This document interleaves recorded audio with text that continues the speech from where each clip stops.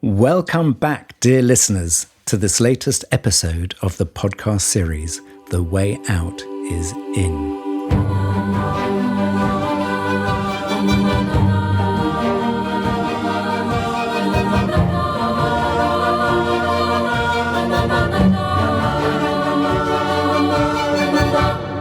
My name is Jo Confino, working at the intersection of personal transformation and systems evolution.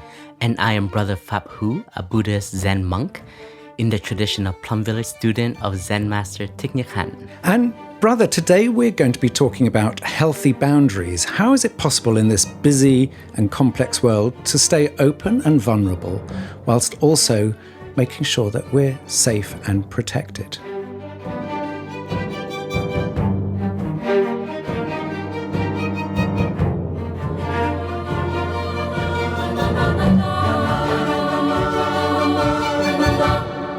The way out is in.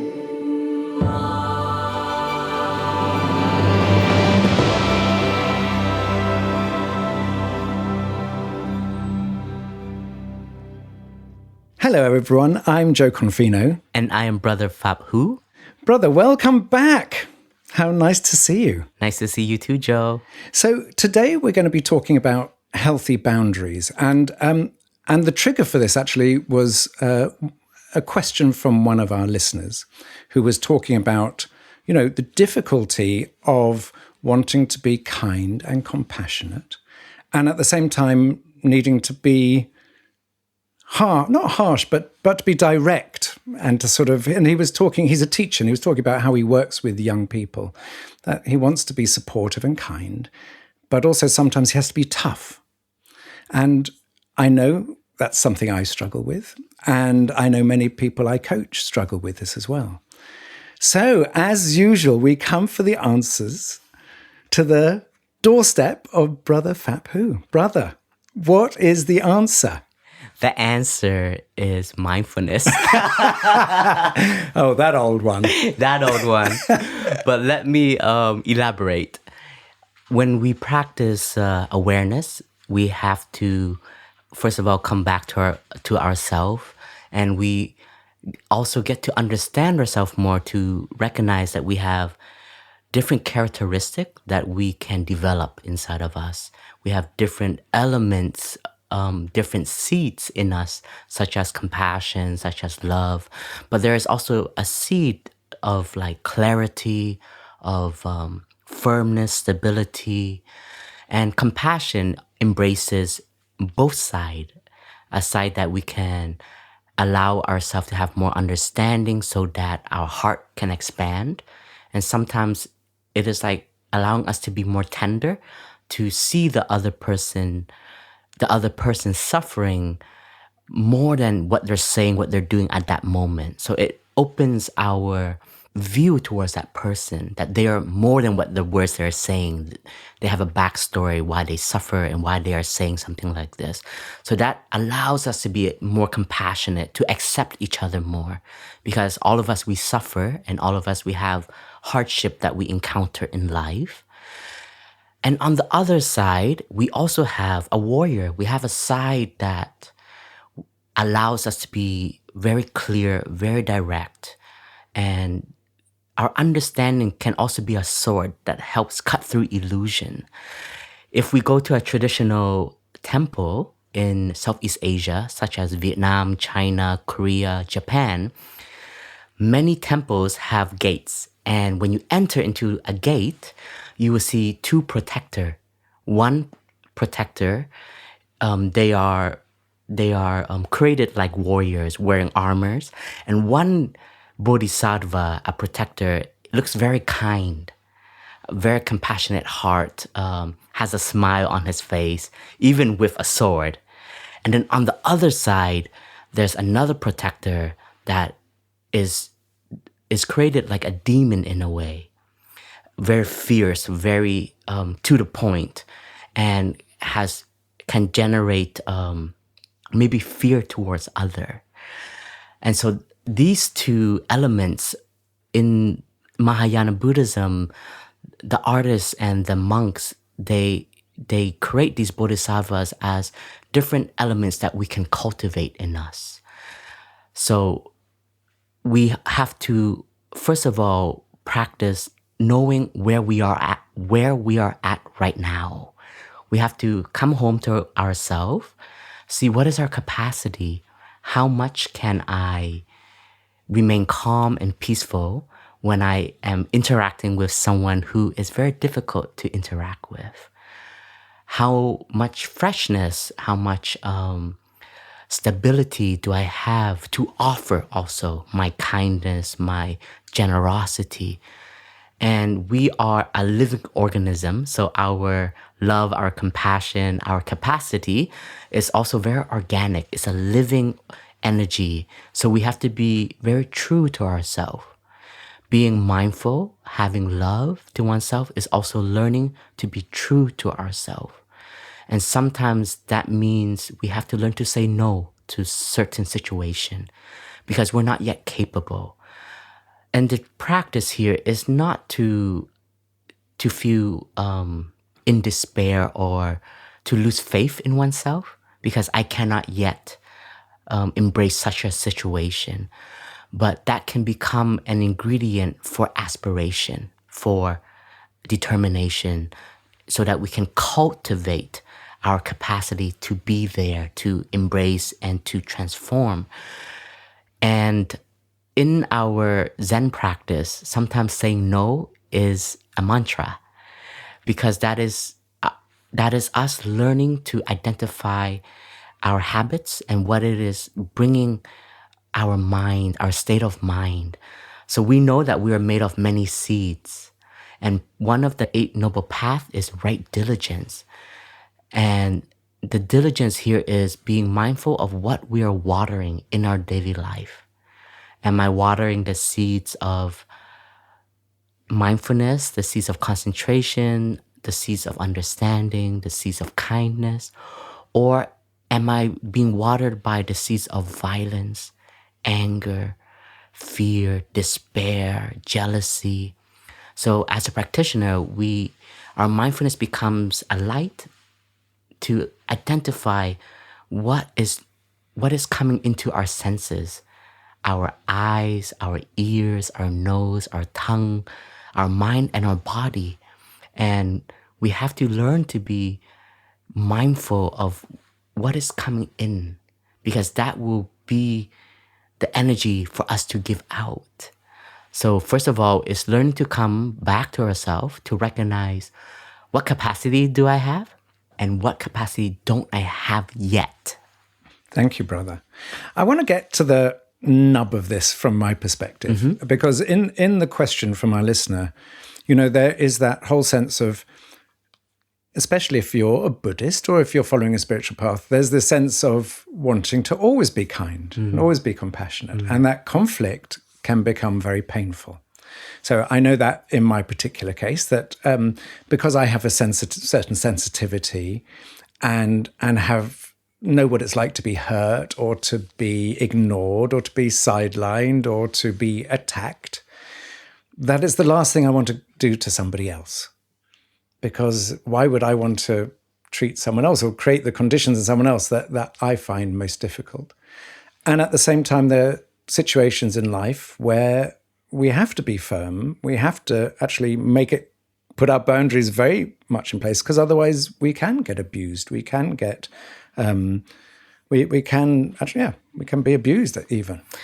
A good teacher, a good leader, a good parent, a good mentor is someone who is attentive to the kind of training that the one that they are training needs.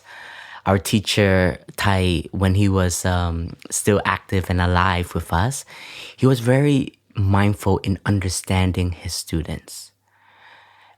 It's in a way, Tai was studying us, and he had to have the sensitivity, which is his mindfulness and his openness, to see each student differently and recognize what kind of medicine do they need.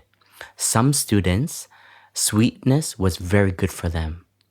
Some students, if you give them sweetness, they don't learn from that. They can even take advantage of that. And Tai had to give them the Zen stick. like a very harsh teaching, a very direct teaching. And sometimes from the outside, it can look quite harsh, and you can even say, oh, Thai doesn't have compassion. But as one of his attendant, I was really able to be a part of some of his direct teachings to brothers and sisters, and even to myself. And what I always recognize is that whenever Thai is teaching us, his foundation is always love, first and foremost. That there is true understanding, and Thai recognize the suffering. And from the place of love, his transmission of teaching, whatever form it will take, it still embodies the care and the hope that his students will grow. The one that he is helping will be able to have a breakthrough. This comes from his own experience through life, that he has learned so much in his experience from the war, from meeting people in the West and being a part of many communities. And what was always safe, where Thai comes from, is love. So when we receive it, even though it can be a little bit tough in a way, but the intention is helping us to see that we do have some shortcoming. And in Vietnam, there's a saying that if I love you, I have to give you like bitter soup from time to time because it's good for you. So not all love is sweet and lovely. But that we have to be very skillful, because we don't want to abuse that too, right? So that's why the foundation of it has to come from understanding and love. And I've witnessed, like, whenever Thai would instruct someone, I see Thai prepare himself, doing the right research, understanding the situation, and coming from a space of deep listening first, and then loving speech. There is a way to share about shortcoming, but it can be enlightening, the way that we allow them to see their weakness, their mud. Instead of criticizing, that's a very easy habit to fall into. Oh, you're so bad. Why did you behave in that way? You unmindful child, you ungrateful child. And if I hear that, I will just drown in despair. And so as a teacher, as a father, as a mentor, as a leader, we have to be very mindful of our actions, what we represent. So we have to train in the practice of loving speech. Loving speech doesn't mean, just like saying, oh, you're so beautiful, you're so fresh, oh, what a wonderful person. But my dear friend, when you open the door in that way, you disturb all of us. Can you be more mindful, more gentle? Please be aware that many of us are already in sitting meditation. And so there's always a tender way to say something very directly, and allows the person to receive with this kindness. I think kindness can be very, very straightforward. When somebody sees a weakness in me, and they don't tell me directly, and they go around the bushes, and they try to make me guess what they're trying to say, I feel like that's not kindness. That's more like, I see something not good in you, but I don't yet have the clarity or the courage to say it. So as someone who is offering, to reflect on how we offer our guidance, and on us who are receiving, or those of us who meet particular situation, how do we practice? There's many ways. The first place to always come back to is, what is manifesting in me right now? And to identify your emotions that is manifesting, and calling that emotion by its name, and knowing our capacity. Can I use my mindfulness to hold this fear, or this anger. And if we cannot, can we be skillful to say, thank you for sharing, but I need to take care of my emotion right now, and I'll come back to you later. I believe in communication is very key to difficult situation. Most of the time, we rely more on just our emotions and feelings, and we become trapped in them. So our practice is, first of all, to listen with mindfulness, to be aware of how much we can hear. And then if it is watering such negative seeds in us, is there a skillful way to stop this conversation for more reflection? Because the more we listen, the more toxic we can become. And so we have to be very mindful of that. And if we cannot, can we just return to our island of practice and just breathe, just focus on our mindful breathing the whole time as we have to listen to the situation. And very interesting, I've heard a very dear sister of mine share her experience in this. She used to work in a business, and one of her colleagues was very toxic. It became his habit every day coming into the office, because he was a senior, and the first thing he does is just complain. And one day after her trip from Plum Village, because she was his junior, so it was so natural for him to just bully, just to meet the ones who have not yet have a voice in this team, and just talk about things that he's not happy with. And some of it is not even about the work. And most of the time, everybody just ignores him, and they allow this habit to continue. And after the trip of Plum Village, she decided, I'm just going to look at him and listen to him. And as he was sharing, she just turned her chair and looked at him, and he was stunned. He stopped and he said, why are you looking at me like that? And she said, well, I want to hear what you have to say. And he just stopped. And she realized from that moment, from her practice of mindful awareness, is that he's just a lonely person. Nobody has listened to him. And therefore, this pain and this emptiness in him has become these emotions and has been translated into these harsh words. And suddenly, when somebody becomes a mirror of mindfulness, it reflects back to that person, and they recognize that they are toxic. And if we can be that mindful mirror, we may allow that person an opportunity to really look at themselves.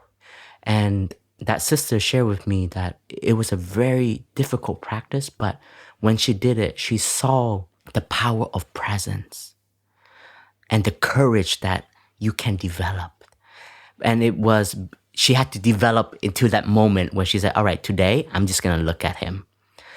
And she knew what she had to do before that moment when she had that courage to look and face her colleague. And that started to change, and a new relationship was built. And that was through a communication of just presence. And you open a channel in that person of a kind of dialogue.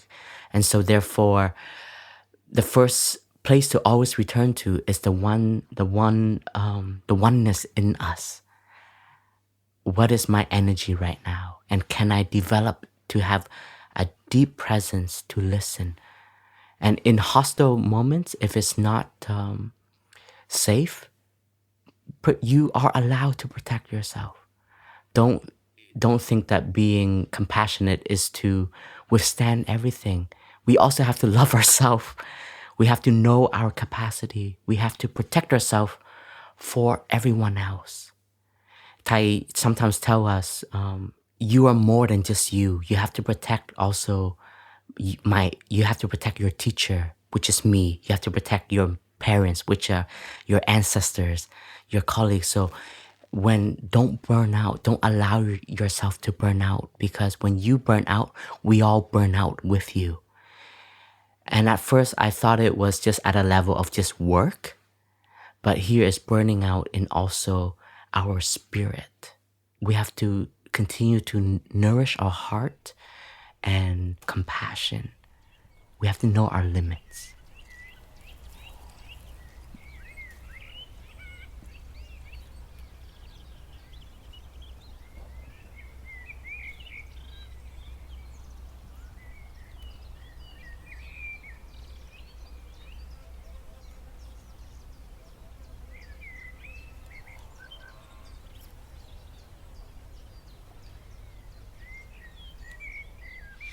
Thank you, brother. There's a lot in that. So I just want to sort of just come back to a few things. I thought what was really important you talked about was courage and communication.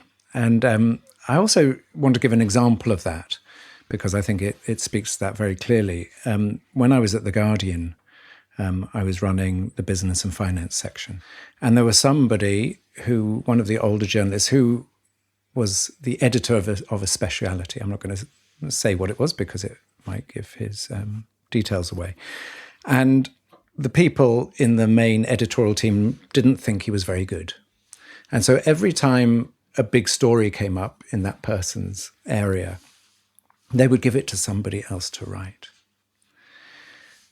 And for this journalist, the way that The Guardian is, if you were the specialist, you would get the story. And so over time, he became actually mentally ill, because no one ever had the courage to communicate with him what they felt he was not doing well, what they felt he could do better, and just basically ignored him and isolated him. And that changed my life, because on the surface, it looked they were being very kind because they weren't they weren't telling him the negative. But actually, it was really cruel, because there was a total lack of honesty. And what I felt it was that they didn't have the courage to actually sit down with this person and actually say the truth. And that because they didn't speak the truth, this guy became more and more isolated, and then developed a mental illness around it. And I remember watching him sit in the office when a big story, because I would go into the main editorial meeting where decisions were made and then have to come back and tell him. And I remember how crushing that was. And not once did they have the courage to actually speak the truth or support him or to say what they actually wanted. And that really changed my mind away from thinking, oh, well, it's to be kind, if you just give people positive messages, then that's the way to make people happy. It's not, because he was suffering. He knew they were taking the stories away because they didn't think he was good enough, but nothing was addressed. So I think that's something that's so important, courage and communication. The other thing, brother, you mentioned is about, at the end, is about what it's like to be with someone where you may have to protect yourself.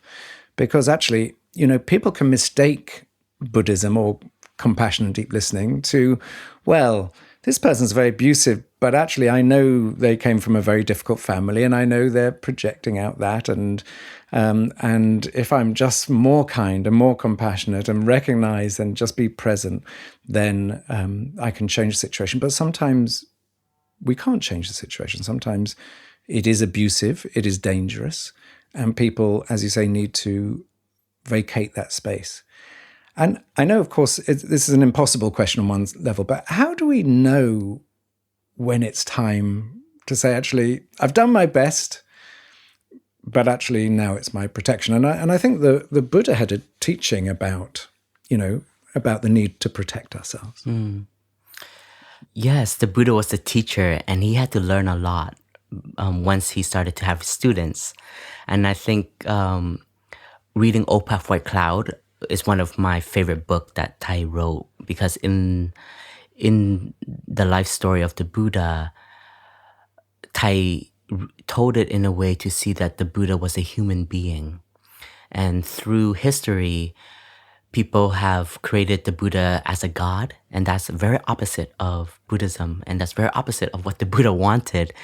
He only wanted to be known as a teacher that has went through so much suffering and found a way out. And reading O Pathway Cloud, and as a monastic, going to the history of Buddhism and Zen, you can see the growth of a teacher. And in one of the stories that the Buddha had was about a wild horse. So sometimes having students is learning to tame a wild horse, training the horse to know how to sit, walk, stand, and march and run properly. And from time to time, a trainer will meet a horse that is untrainable. And the trainer have to also think of all of the other horses that are in the community and how one horse can have such an impact on the other horses. So sometimes the trainer have to be willing to let that horse go back to the wild. And even though we can think that we have failed, but this moment of deep looking is to have compassion for all of the other horses that we have in our field, in our community. And this is very important because sometimes we have this idea of success, that after enlightenment, after being a renowned teacher, there we are perfect. We have the capacity to transform everything, to take care and heal everything. But that is not the truth. We will meet particular situation where we are at our limits, and maybe our teachings won't work for that particular person. And we have to use our mindfulness, our awareness of our energies, and collectiveness. Like, how is that person affecting all of us here?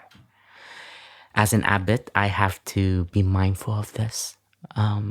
During my times, we had to ask one monastic to leave the community. It was a very difficult moment, but it was the right thing to do. Because that monk, his pride and his ego was so profound. It was so big that he even challenged Thai. He even came and challenged Thai. And I will never forget, because Thai... Were you there? I wasn't there when he challenged Thai, but Thai called me in and he said, oh, your younger brother and my student, he came and he asked Thai this question as a challenge. And Thai said, I think the brothers need to have a deep listening session to him to understand what he's going through. And we spent months like slowly training, like listening, like, why do you have such behaviors, and why is your view particularly towards Thai's teaching like this? And he had a superiority complex. He felt he was here to save the community. And one time I did ask him, like, what are you trying to save us from? Like, we're all suffering. That I'm certain about, and none of us is perfect. We're all transforming, trying to transform. But you're so young, brother. You've just been here for 1.5 years, 2 years. I think you should also be humble. I shared this to him. And I don't know how much it entered, but he did listen.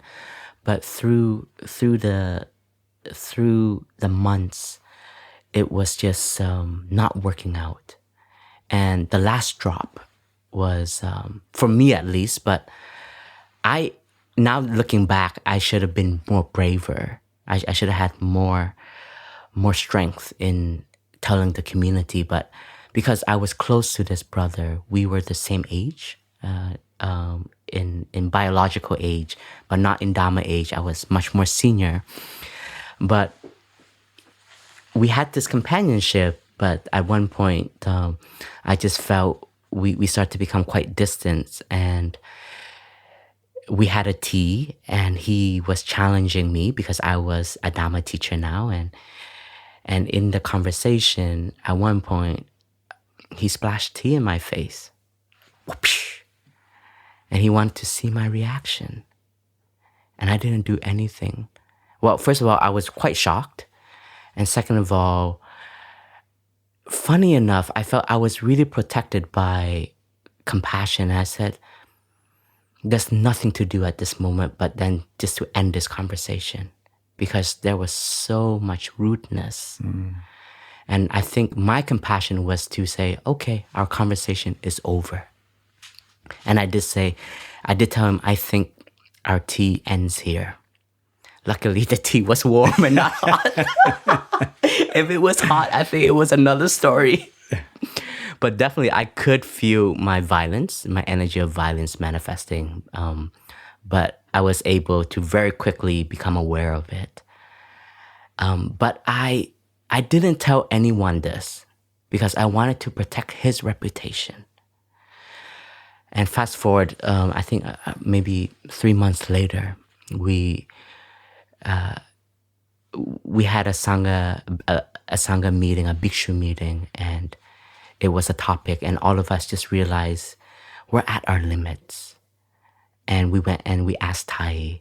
We said, Thai, the bhikshu sangha would like to ask this brother to leave. And we just feel like we don't have capacity, and maybe our understanding is not enough. And it's hard. It was so hard because we want to have capacity. And Thai agreed, and we had to let go. And after telling that brother that he had to leave, there was quite some sorrow and grief in that brother and even in myself. But then later I told the brothers of that incident, and some brothers were so angry. Looking back, if I was able to share about it, and maybe we could have had more direct guidance in a way, and maybe some more deep listening and help him identify where this is coming from. Maybe the situation could have changed. But that's the past, right? And I don't want to dwell on it too much. But that's something that I had to go through. And even today, like we just very recently, in this week, we had to tell two brothers that the Bhikshu Sangha sees that they are not yet ready to become a Dhamma teacher, even though they are candidates. And these conversations are always very difficult for me because I always want to lean towards the positive and say, yay, we want you to become a Dhamma teacher. But the real love is, no, you're not ready. And because of these habits that you have, that you're not mature yet to enter into that role. And I think now that it's been a few days and been reflecting on it, I feel this was the right course of action. And I think it is the right love. And I did share in a very open but compassionate way, so that brother see that this is not a rejection, but actually this is love, because we want you to become a good Dhamma teacher. Because once you're a Dhamma teacher, in principle, you can teach now and you're going to represent us. And in a way that now that, Thai is not here with us, we do have to have standards. We do have to have clarity and have courage to say, no, that person is not ready. That person needs more training. And I think this is going to shape the community in a very good way now, for all of us to learn to have courage to address things that are difficult to address.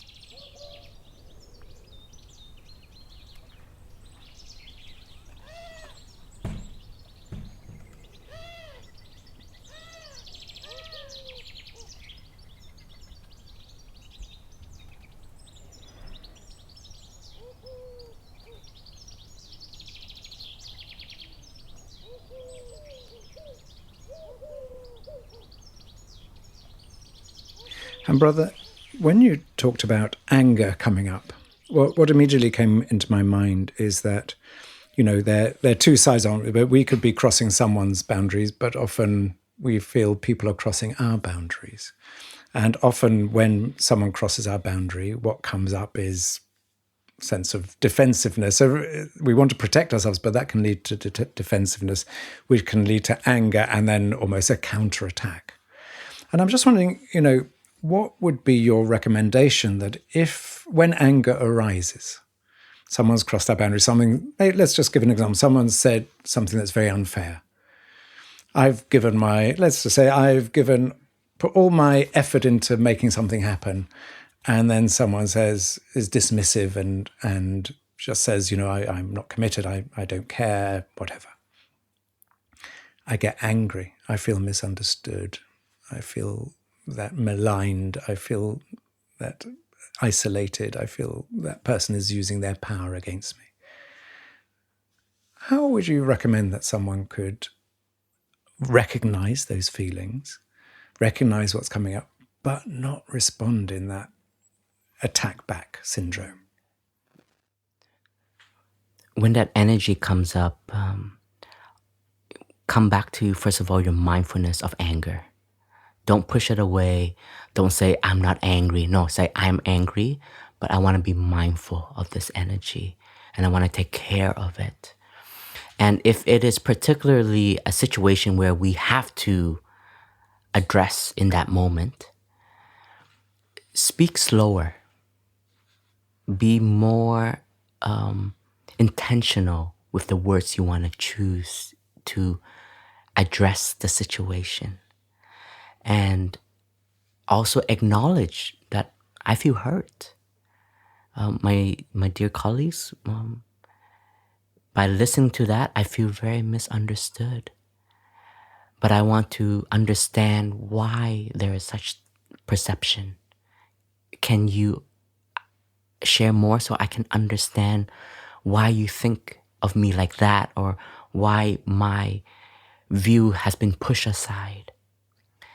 And can you allow me to also express my point of view? And there is a way to share and a way to acknowledge them.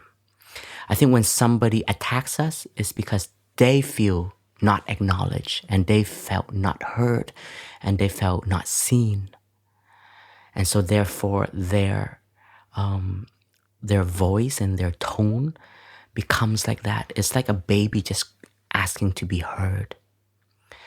And to diffuse it is not to not do anything unless we become quite violent. If we are to be quite violent and we don't want to be violent and allow ourselves to have space, we can say, my dear friends, I'm very emotional right now and I choose not to respond and allow myself to have time to take care of myself. And I want to respond, but I want to respond in a much more peaceful state.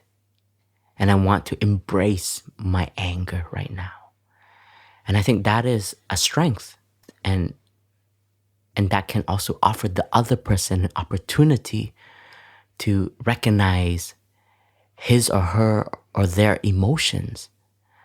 So, there's this practice of listening to a bell in Plum Village. We have asked people to bring it into their workplaces, in meeting settings, when such high energy has been built up, high energy in a negative way. We need a moment to come back to ourselves. Because if we are going to continue to curate something with this energy, I don't think it is what we want. We don't want the final decision to be based with this anger and this division. In our meetings in Plum Village, if any one of us sense the tension arise, the facilitator would invite the sound of the bell and invite everyone to just come back to the breathing And a good facilitator can remind all of us our intention of this meeting and can remind us to be more skillful in our sharing, not to bypass the suffering, but to be considerate in our sharing and to use words that can offer clarity, but not put someone down. And if someone is aware that they have caused disruption, they can begin anew right away to bring harmony back. And in my time as a facilitator, we have had brothers who were aware that their sharing was very emotional. So they have joined their palms and they have said, "Dear Sangha, I am aware that my sharing was very emotional. I would like to begin anew." And we may think that that seems weak, but that is actually such power and such courage and such harmony. And if anything, that I remember coming up to that brother and thanking him for being so open like that and vulnerable like that. And there has also been only one time in my bhikshu life, I wasn't yet the facilitator, but there was such high tension in one particular meeting that one elder in our community said, "I would like to advise us to stop our meeting because this kind of disharmony and this kind of tone of voice that has been expressed is not the outcome we want. I would like us to stop, come back and take care of us, of each and every individual, and let us come back tomorrow so that we can come back with a more positive energy and clarity." And that was the right thing to do. And nothing is lost, because if we're to force ourselves to push through, then the outcome, I think we would regret it. But just giving us a little bit of space, another 16 hours, but it offers us time to come back and take care of our emotion. So here, I'm giving us so many different situations that I was a part of, but we also want to practice when we are happy, when we are well, when we are peaceful, to generate this stability of this mindfulness of being aware of our anger. Please do not wait until you are angry, until you are violent to practice. At that moment, it is too late. We have to already invest our capacity to embrace and call our emotion by its name in the present moment. Even thinking that, oh, I'm just taking care of my happiness, that's not good enough. No, you have to be aware of your happiness. You have to be aware of the goodness that is there, so that when the ill being comes, you can embrace it. So that's very important. Don't wait until that moment. Thank you, brother. And as you were talking, it reminded me of the classic example of not responding to things immediately is by email. I don't think there's an email I've ever kept intact that I decided to wait and review the next morning. And it's a great example of watching our emotions at work, because the emails I've written in the heat of the moment tend to be accusational, defensive, tend to throw fuel on the fire. And the next morning, if I leave it a day and let myself calm down, let myself be mindful, and then come back the next morning and read it, and I think, this is no solution in this email at all. This is me wanting to get back at the other person, wanting revenge, actually, sometimes. And actually, is that going to help the situation? Very, very rarely, if ever. As someone taught me, if you want revenge, dig 2 graves. Why 2? Because you'll have to dig one for yourself too.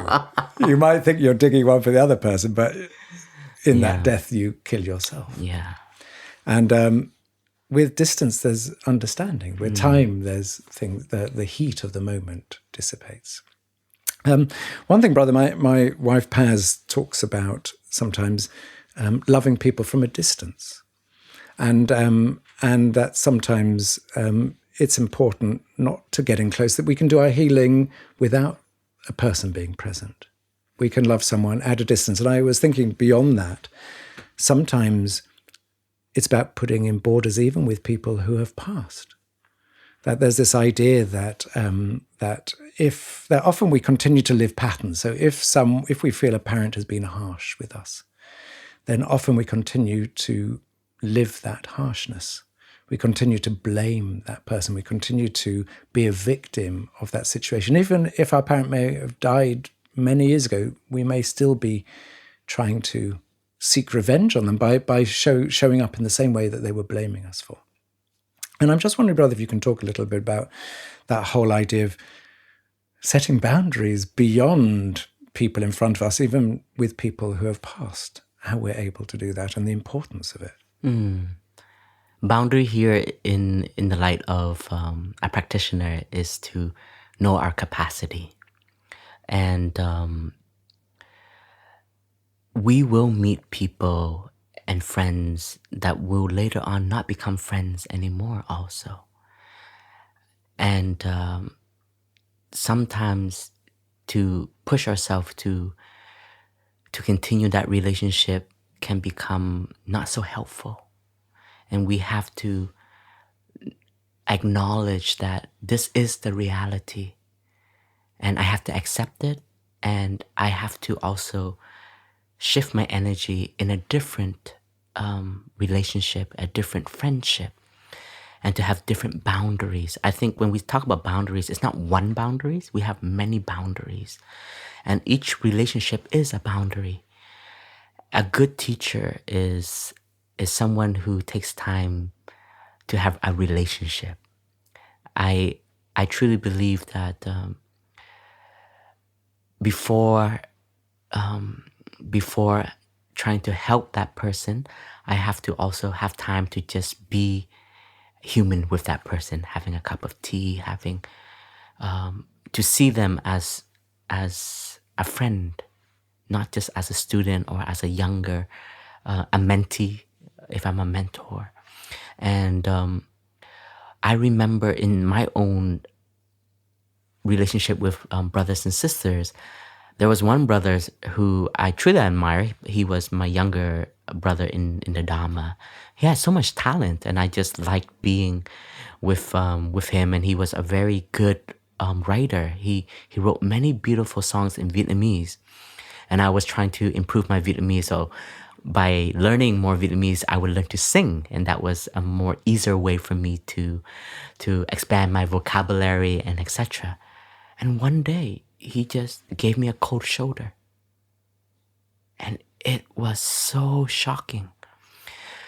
And I started to try to go down memory lane. What did I do wrong? What happened yesterday?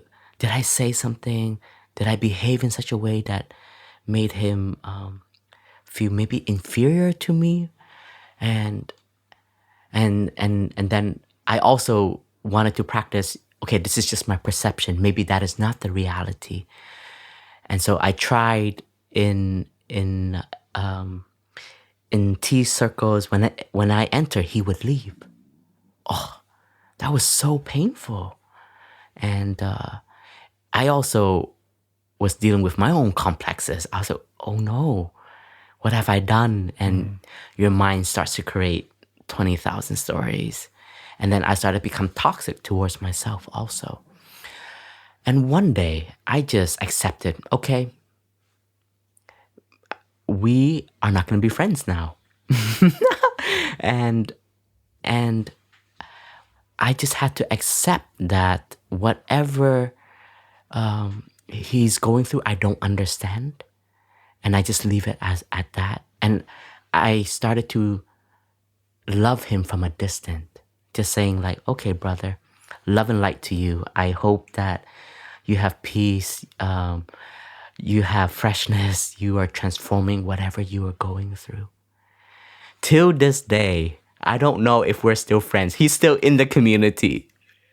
And I still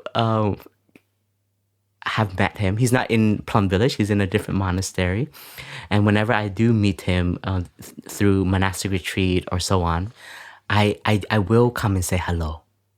I'm not so petty to push that person totally away, and I will do my greetings and just to gauge the energy. And about 3 years ago, I still felt he didn't want too much communication, respect, and I just created, I kind of created my own boundary that okay, that's where it's at. I don't have to pursue that.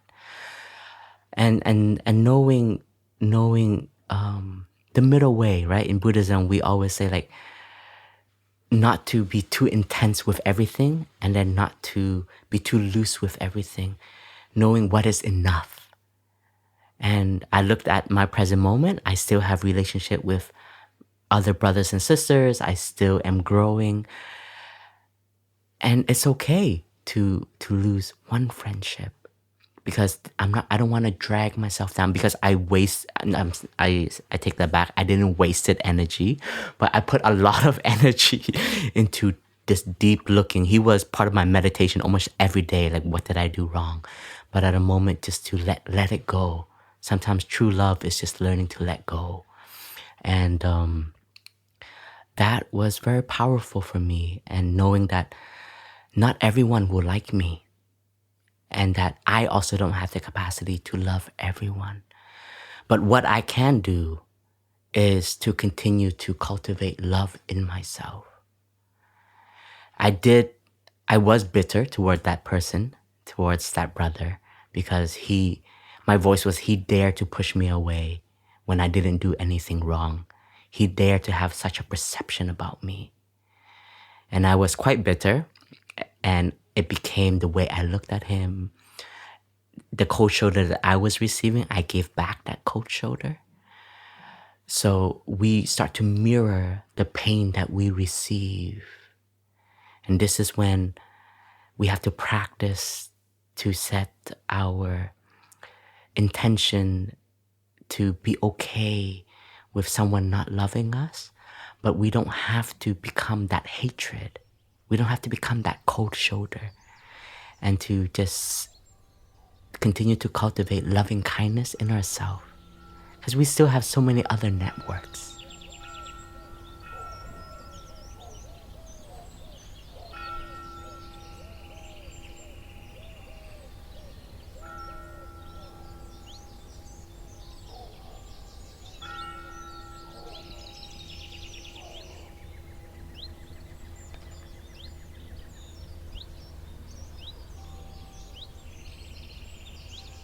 And Brother Thai talks about if you say something negative to someone or you've acted in anger, you can send a kind thought after it to neutralize it.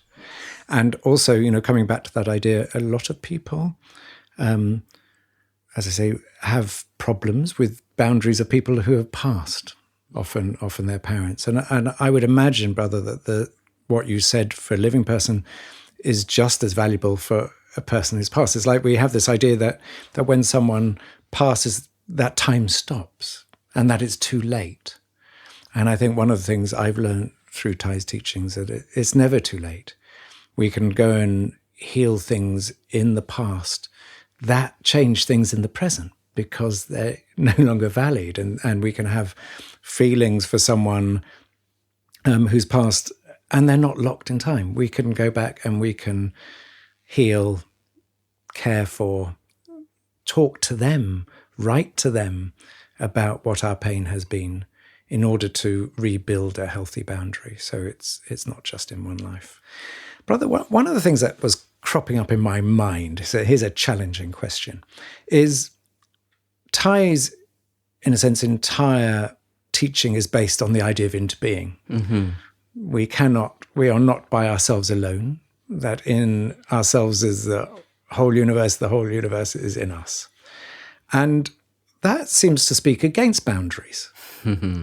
Because Thai teaches that, that there is no self, that we are not separate selves, but we are deeply connected to all life. And yet boundaries by their nature create separation. Because if we feel we need to protect ourselves or defend ourselves or be compassionate to ourselves, that suggests there's a separation. And I think that sometimes spiritual teachings can be misunderstood. And people can say, well, if it's all interbeing, then I just have to sort of accept what comes my way because I have to forgive everyone and I have to find the pain in myself that I see in other people. And all that is relevant in one sense, but another can be quite dangerous, actually. I just wonder how you explain that, because one of the teachings of the Buddha is about is about a cow and their skin, and I wonder whether that is relevant in this particular moment or not. But it would be lovely to understand about, if there's no self, what are we protecting? First of all, we have to understand no self, it doesn't mean that we don't exist. No self is the insight of interbeing, so that looking back at our own body, we cannot be by ourselves. We are so conditioned by so many other existence. The tree, the sun, the rain, the food, our parents, our ancestors.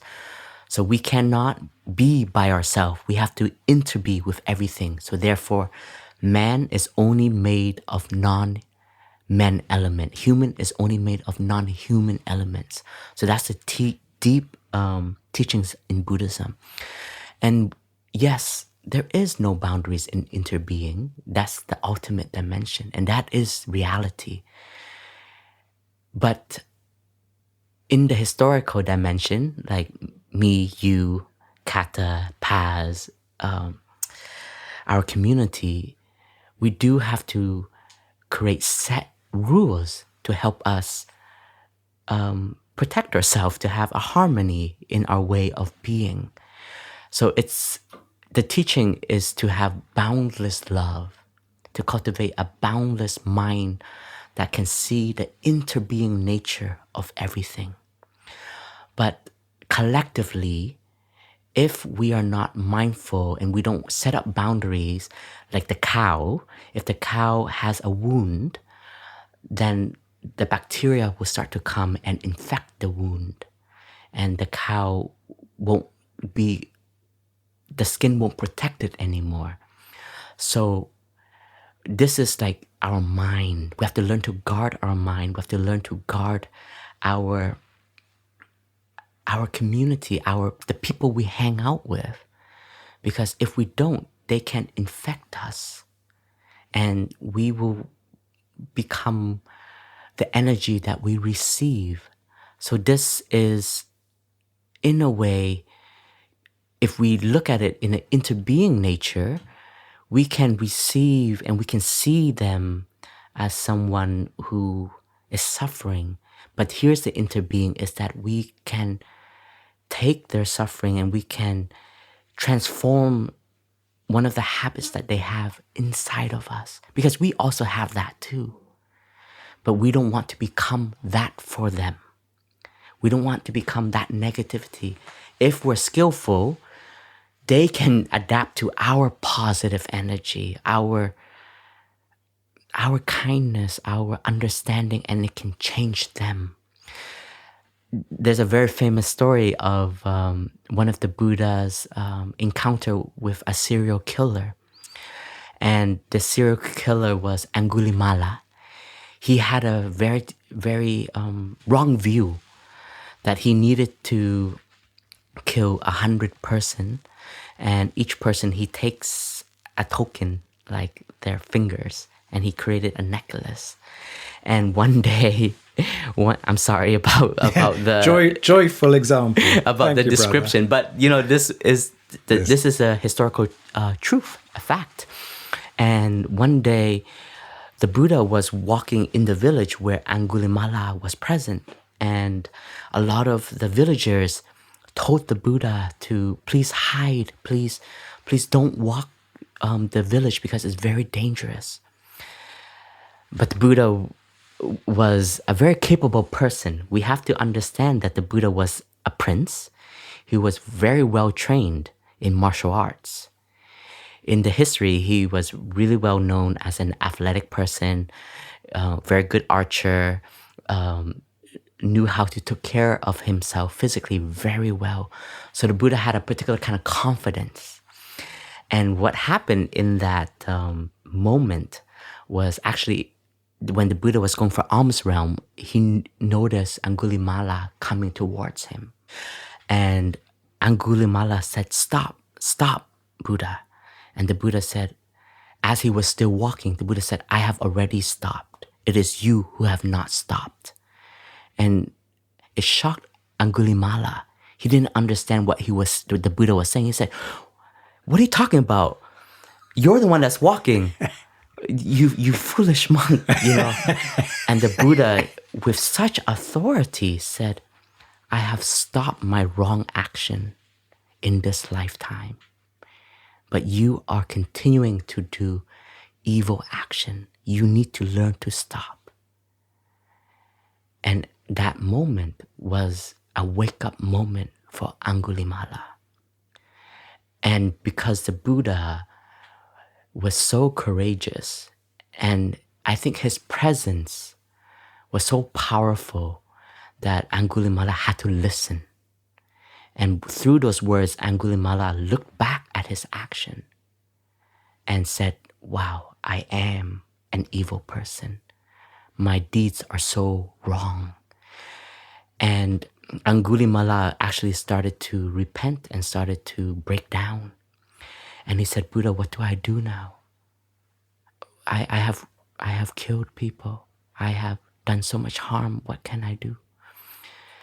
And the Buddha said, "In this moment, you have recognized your wrong action, and it's a moment that you are being reborn.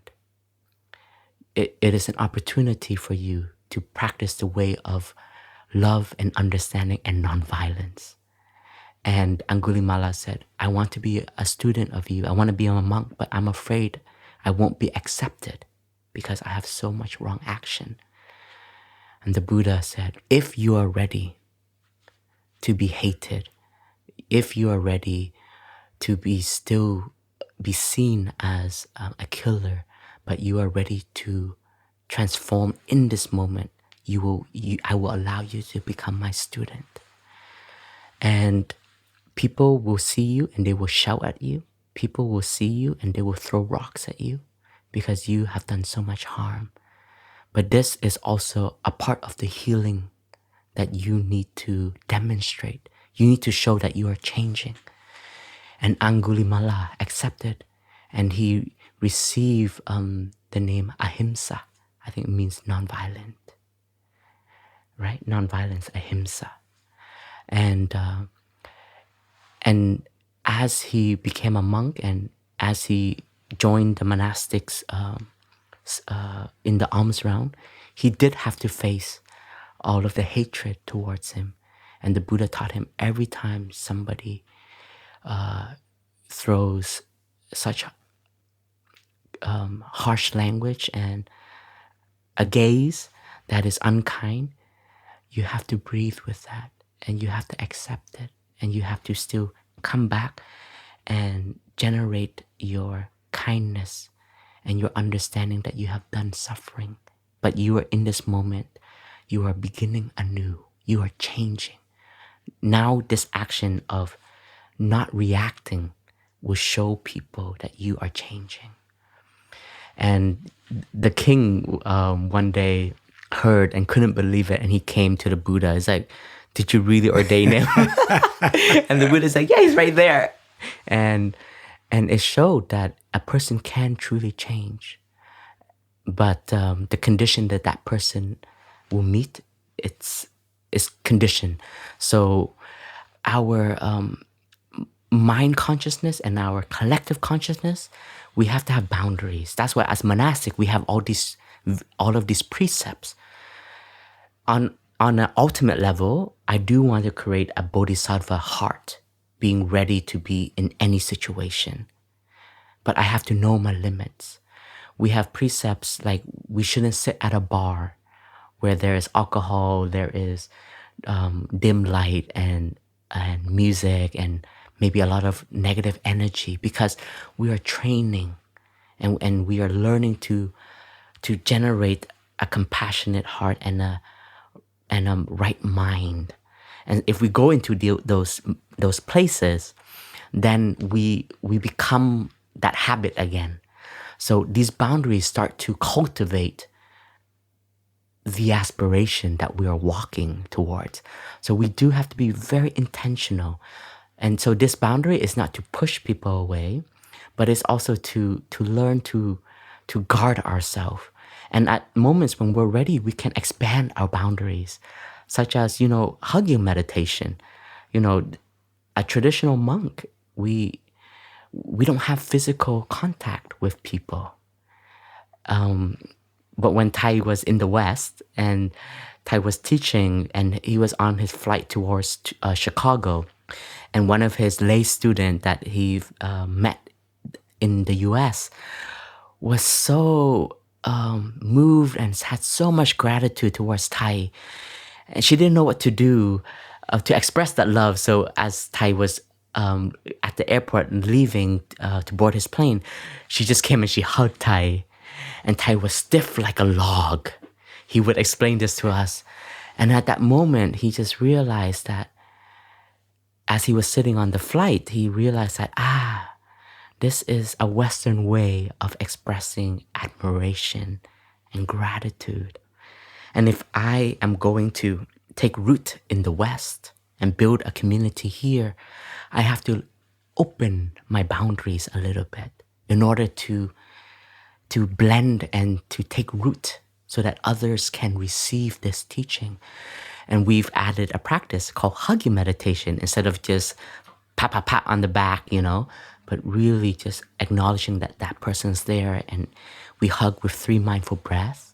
The first breath, just saying that I am here for you. The second breath, I know you are there and I'm so happy. And the third breath, that we are of the nature of impermanence, that one day we have to let go. And so boundaries can be protective, can support, but sometimes if boundaries becomes obstacle, we have to learn to open. Beautifully spoken, brother. And as you were talking, I was thinking that Thai's 5 mindfulness trainings, which is his sort of way of expressing a new global ethic, are all about boundaries, actually. And about shifting boundaries, not about saying, actually, often people say, I want to completely change, but it takes time to change. And often if you're trying to shift the boundary too far, that can be a way actually of not changing. So, it was too difficult. It's like if you're forced to go and see a therapist, you'll find some reason not to go further. Whereas if you choose to change, then you'll go and see a therapist and you'll get something out of it. And I think Thai, for instance, in the area of consumption, Thai doesn't say, stop everything now, but he shows actually, if you're where you are now, what a healthy boundary looks like and what you can work towards. And so actually boundaries can create an aspiration. They help set a condition of change and also allow us to also not judge ourselves where we are. Because I think that's often the way people berate themselves, stop any change by saying, actually, I'm never going to be good enough. Oh, look at me, I can't change. Whereas actually resetting boundaries and then resetting actions towards those boundaries can make a big difference. And brother, I think what you also said a bit earlier, and I think we come back to this many times in many forms, but the power of presence. Yeah. I was coaching someone today. They say, how can we change the system? How can I change the system? And changing the system is being the system you want. It's about expressing it. It's about holding that space. And I think sort of there's something about not talking about boundaries, but showcasing boundaries, showing what it's possible to, just showcasing what it is possible, how it is possible to be different. Yeah. The power of knowing oneself. Yeah, is very. It's a teacher itself. I think for myself, what I learned most from many seniors and elders in the community and Thai itself, it's not just through the words, but it's through the way of being. Like the boundaries to not rush, to be aware that I have an energy of rushing and to stop and to walk even slower. Wow. And that's when you start to be the change you want to be. And that's the safe practice boundaries that we can always be embedded in. And that's why the fundamental practices, walking meditation, sitting meditation, opening the door, putting on your shoes, the way you greet someone, is all fundamental, but it also showcases your true presence. I remember one time, like, I was just so lost and just so anxious, and I just saw a brother walk through the path in Upper Hamlet. And that was the teaching I needed. Like, don't be carried away by all of this negative energy that my mind was producing, and come back to the safe island of stopping. That is a boundary, so that we stop our non-stop thinking radio station, and to create a net to embrace and to let it be with a different energy. So boundaries are for us to not lose ourselves also. Yeah, and I think just the last one I want to say is that we can have mistakes, or we can have sharings that we do today that are not the best, and we have a chance to look back in guidance, in guiding, and they're all for us to continue to learn. And I have a very deep relationship with Tai, and in one of his most profound way of being that many people don't get to see is his generosity of being a teacher. But I've seen him grow through the years.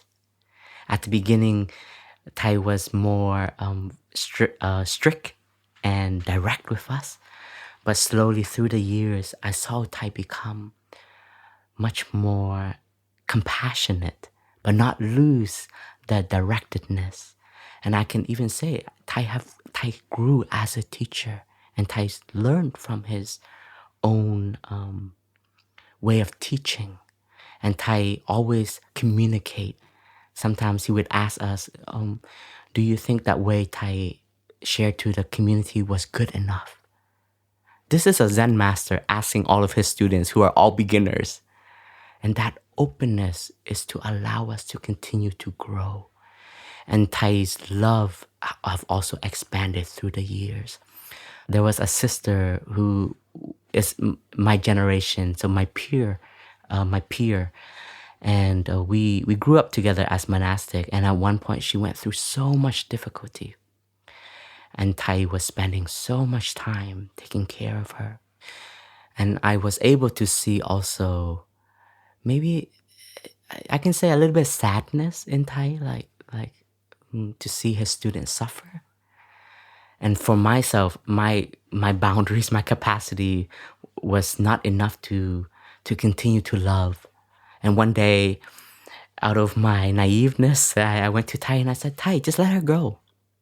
Just let her go. Because in my own mind, I felt like she's taking so much energy.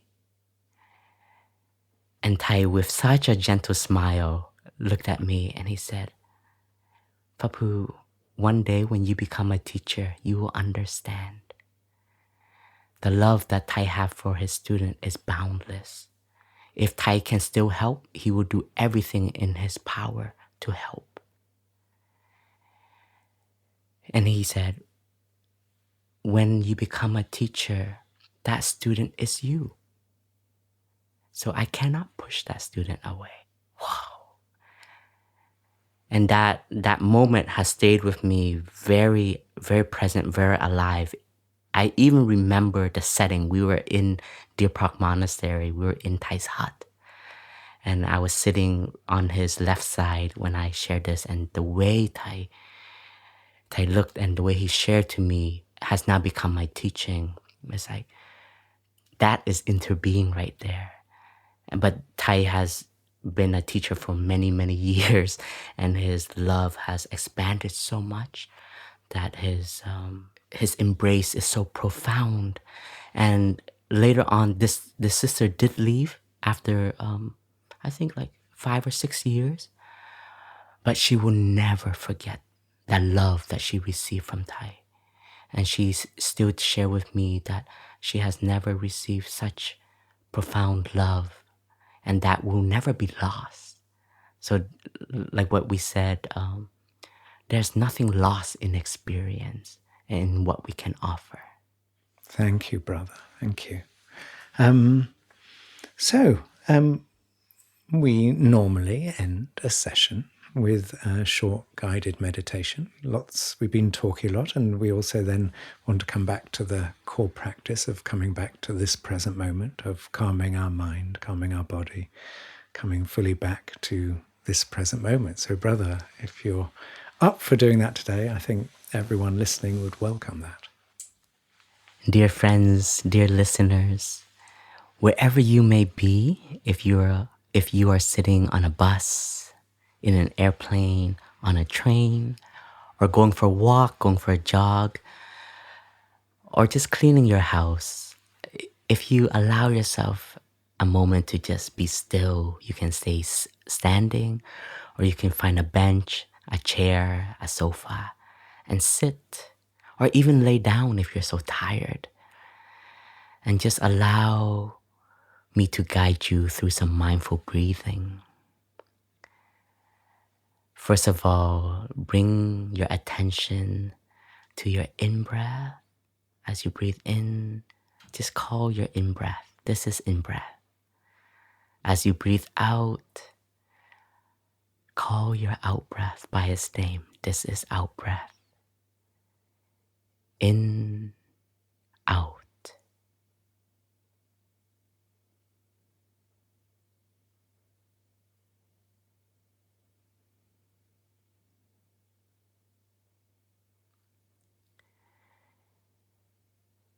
And as you breathe in, you can feel your in-breath coming in as your abdomen is rising. And as you breathe out, you can feel your abdomen falling. So feel your in-breath and feel your out-breath.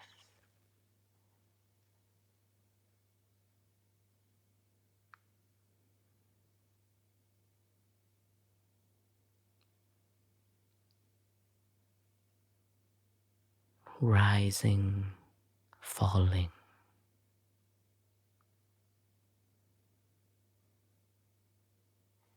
As you breathe in, offer yourself kindness to your body.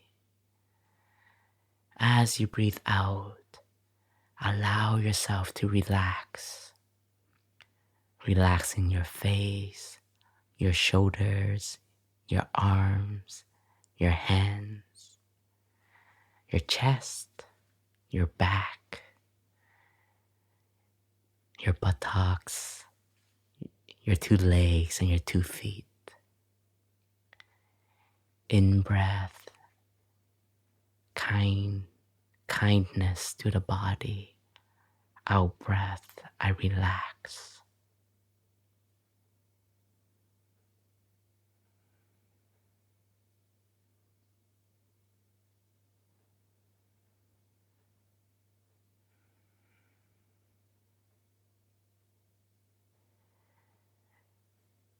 Breathing in, I take care of my stability, of my presence. Breathing out, I nourish the mountain inside of me. In, stability in presence.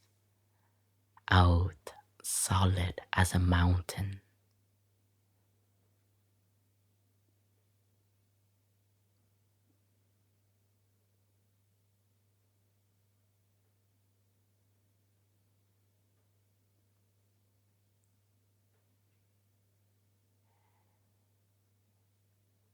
Breathing in, there is space in my heart.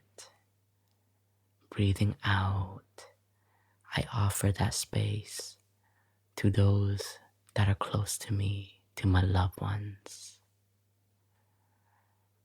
In offering space out to my loved ones.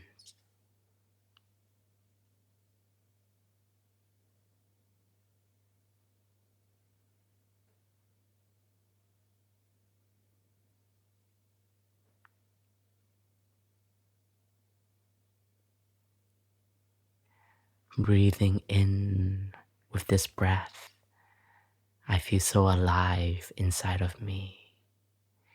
As I breathe out, I connect to life all around me. In, life inside of me. Out, life all around me.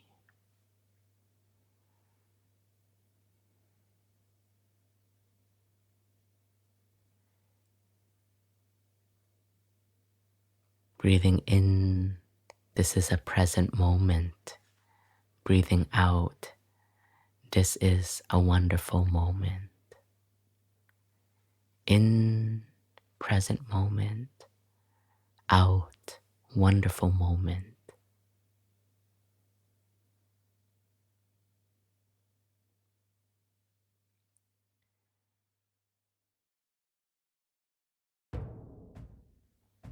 Thank you, dear friends, for practicing.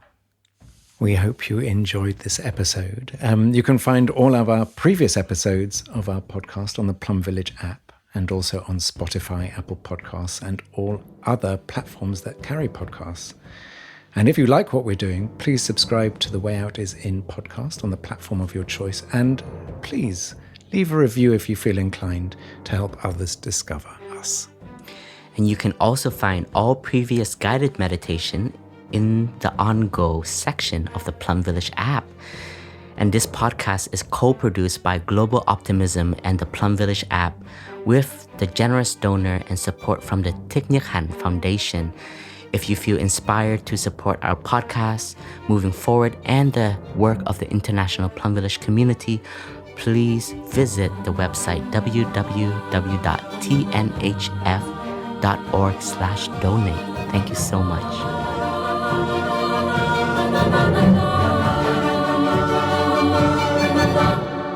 The way out is in.